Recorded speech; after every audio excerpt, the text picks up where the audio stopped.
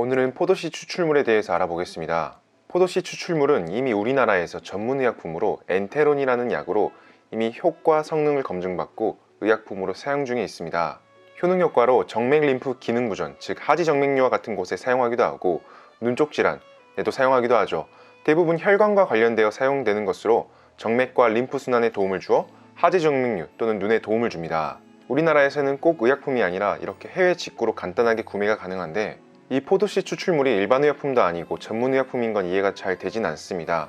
이해가 안 되는 이유는 성분을 보면 더 이해가 안 됩니다. 포도씨 추출물의 성분을 보기 위해 이 문헌을 보면 포도씨 추출물은 한 가지 성분이 아니라 다양한 성분들이 들어가 있는데, 그 중에서 주로 작용하는 것은 토코페롤, 레스베라트롤, 퀘르세틴, 프로시아니딘, 카로티노이드, 파이토스테롤이라고 돼 있습니다. 정말 다양한 복합체라는 것이죠.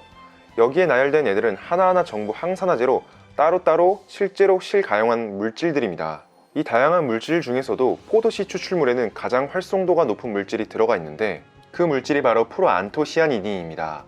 프로안토시아니딘은 포도 품종이 다양하여 편차가 있을 수 있으나 포도씨 1g당 35.3mg이 들어가 있습니다. 프로안토시아니딘이 함유되어 있는 다양한 식물을 봅시다. 포도씨 추출물만 가지고 있는 건 아닐 테니까요. 기본적으로 몸에 좋다고 생각되는 과일이나 채소 안에 어느 정도 들어가 있는데, 갑자기 3532 단위로 무지막지하게 들어가 있는 녀석이 나타나는데, 그게 바로 포도씨입니다. 동식물에서 프로안토시아니딘을 많이 함유한 과일과 식물들을 많이 찾고 있습니다만 몇 개 안 됩니다. 확대해서 보면 이 부분에 해당하는 게 초록색 포도와 적포도의 프로안토시아니딘 함량인데, 과육에는 포도씨와 비교했을 때 정말 미미하게 들어가 있습니다. 포도를 먹을 때마다 포도씨를 먹지 않으니 건강하고 좋은 건 버리는 축이네요. 포도씨 추출물에 들어가 있는 성분들을 간단하게 정리해 보겠습니다. 깊게 들어가면 어려우니 일단 포도가 정말 다양한데 한 가지 품종으로 최대한 규격화 시도를 합니다. 품종마다 자기들이 가지고 있는 게 다르니까요. 포도씨는 주로 비니스 비니페라라는 유럽 적포도를 사용합니다. 포도씨 추출물에는 정말 다양한 성분들이 들어가 있어 한 가지로 말하기 힘드니 OPC라고 부릅니다. 섞여 있다는 뜻인데, 이 중에서도 프로시아니딘이라는 성분이 80% 이상 함유돼 있어 주로 포도씨에서 역할을 하는 애라 생각을 하고 이 물질에 초점을 맞춰서 보시면 됩니다. 또한 다양한 항산화 성분들이 많이 들어가 있어 부가적으로 충분히 도움이 되어 개인차가 여기서 발생합니다. 프로안토시아닌의 모습은 이미 항산화제로 알려진 카테킨과 에피카테킨, 이 두 개가 합쳐져 활동을 하는데, 모습을 보면 두 개가 합쳐진 것이라 다양한 조합으로 붙을 수 있음을 알 수가 있습니다. 프로안토시아니딘도 종류가 다양할 수 있다는 것이죠. 프로안토시아니딘의 대명사는 아실지 모르겠지만 바로 피크노제놀입니다. 함량을 보면 다이머 형태가 40.9%로 많이 들어가 있고, 카테킨과 기타 함유물도 굉장히 많이 들어가 있습니다. 이러한 이유로 포도씨 추출물과 프랑스 해안송 껍질 추출물인 피크노제놀은 경쟁 관계입니다. 비교하는 논문도 굉장히 많고요. 이렇기 때문에 항산화 능력을 비교하는 논문에 둘은 메인으로 등장합니다. 시험법은 두 가지로 TOSC 어세이와 ORAC 어세이를 사용했습니다. 우리가 보는 파이토케미칼은 주로 ORAC 어세이를 주로 사용해서 평가합니다만 시험법마다 원하는 방향이 다르니 절대적인 건 아닙니다.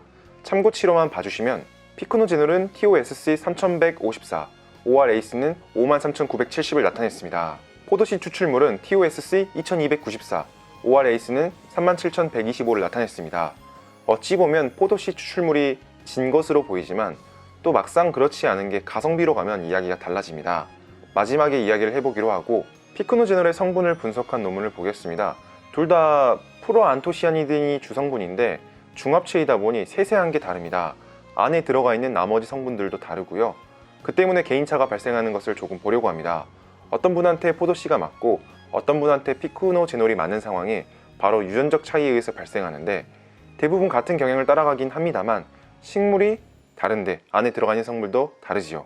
여기 논문은 피크노제놀과 녹차를 비교한 것입니다. 여기에 알 수 있는 것은 프로시아니딘도 타입에 따라 다르게 들어가 있는 것을 알 수가 있습니다. 여기에 보이는 사진만 해도 세 가지 타입이 들어가 있죠. 여기 나와 있는 피크들이 하나하나 다른 물질들을 의미하는데, 프로시아니딘이라고 할지라도 저 다양한 구성 중에 비율이 달라지곤 합니다. 간단하게 식물마다 메인 성분으로 프로시아니딘으로 불리는 건 같은데 세부적인 구성이 다릅니다. 일단 피크노제놀을 봐보면 피크노제놀은 정말 당당하게 프로시아니딘을 어느 정도 함유하고 있다 표현하고 있습니다. 메인 성분이 많이 들어가 있는 걸 강조하죠. 피크노제놀도 가격 차이가 브랜드마다 차이가 나는데 이유는 함량에 따라서 차이가 납니다. 원료가 같기 때문에 함량 대비로 저렴한 걸 고르시면 어느 것이나 같습니다. 가장 중요한 건 프로시아니딘의 함량입니다. 포도씨 추출물을 고를 때 중요한 점은 우리가 중요하게 보고 있는 프로안토시아니딘의 성분을 정확하게 표기한 제품이 좋습니다. 이 제품의 경우 어디 원료를 썼고 프로안토시아니딘이 많이 들어가 있다 이렇게 블라블라 설명을 하고 있지만 정작 중요한 프로안토시아니딘의 함량은 미표기 상태죠. 포도씨 추출물을 100mg 갈아 넣은 건 알겠는데 의약품도 아닌 이 제품에 얼마나 들어가 있는지 모르는 이런 건 비추천드립니다. 다시 비교로 피크노제놀은 모든 제품의 기능성 성분 프로시아니딘의 함량을 표기합니다. 이렇게 미표기된 제품은 약간의 기만질이죠. 쓱하고 속이는 겁니다. 여기 제품들을 보면 100mg 중에 95%로 표준화해서 어느 정도 프로안토시아니딘이 들어가 있는지 질량 백분율로 표기를 해주고 있습니다. 포도씨 추출물을 고르실 때 이런 제품들 위주로 고르시는 게 훨씬 더 도움이 됩니다. 우리나라 엔테론이 의약품으로 품질이 가장 좋지만 직구를 하실 때 외국 제품들은 규격을 안 지키는 경우가 많기 때문에 원료에서라도 어느 정도 보장을 받아야 합니다. 포도씨 추출물과 피크노제놀의 성분은 OPC로 같다고 볼 수 있습니다. 다만 피크노제놀이라고 이름이 붙여져 있어 멋있어 보이지만 사실 이건 프랑스 해안송 껍질 추출물이거든요.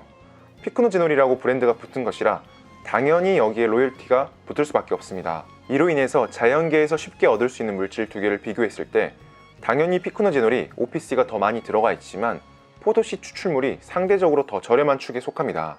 포도씨 추출물과 피크노제놀의 주성분의 계열이 같아서 피크노제놀의 연구 결과를 어느 정도 대입할 수 있습니다.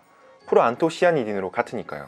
피크노제놀은 강력한 항산화 물질로 항염증 작용을 하고 콜라겐과 히알루론산의 생성을 촉진, 산화질소 생성 촉진으로 혈액순환을 시키는데 이 네 가지 원리로 각 부위마다 다양하게 작용을 합니다. 그래서 이렇게 많은 곳에 사용이 가능합니다. 특히 갱년기 증상 완화와 당뇨, 혈액순환은 거의 보장되어 있기 때문에 보조제로 두 제품 다 괜찮다고 볼 수가 있습니다. 오늘은 포도씨 추출물을 알아보았습니다. 제품을 이해하시는데 도움이 되셨으면 합니다. 오늘도 영상 시청해주셔서 감사합니다.